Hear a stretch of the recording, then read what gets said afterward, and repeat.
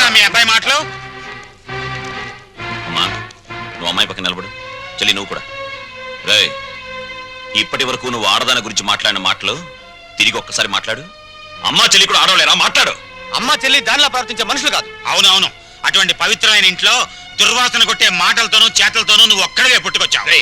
ఆ అమ్మాయిని ఏం చేద్దాం అనుకుంటున్నావు? అది కాదు నాన్న, నేను ఆ అమ్మాయిని అనిపించిన మాట నిజం, కానీ బ్రోతలుగా భావించి అనిపించాను. నిజంగా ప్రేమించుంటే ఆ అమ్మాయి తల్లి ఎవరు, తండ్రి ఎవరు, సంప్రదాయం ఏంటి అని తెలుసుకున్నాను కదా. అయినా ఆఫ్టర్ ఆల్ దాని గురించి ఆలోచిస్తారేంటి నాన్న? ఆ అమ్మాయిని పెళ్లి చేసుకుంటావా లేదా? అది కాదన్నయ్య. నోరు మీరు దుర్మార్గుడు కూడా ఆ పిల్లకి అన్యాయం చేయకన్నయ్య. ఈ పెళ్లి జరగకపోతే అందరం కలిసి నీ అంతు చూస్తాం. నీతో పాటు మేము చేస్తాం. చెప్పరా? చెప్పు చెప్పు చెప్పు. సరే, దండలు తెప్పించండి.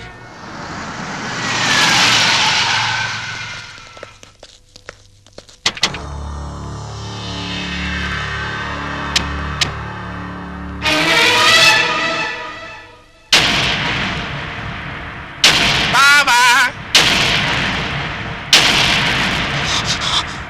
బావా బాగున్నావా? ఇంకా బాగోలే. ఆ పిల్లరా నీ కొత్త కోళ్ళం? ఆ పిల్ల ఎవరు కనుక్కో చూద్దాం. నీ వేలు విడవని మేనకోళ్ళం అంటే నీ సొంత చెల్లెలు సవితికి కూతురు.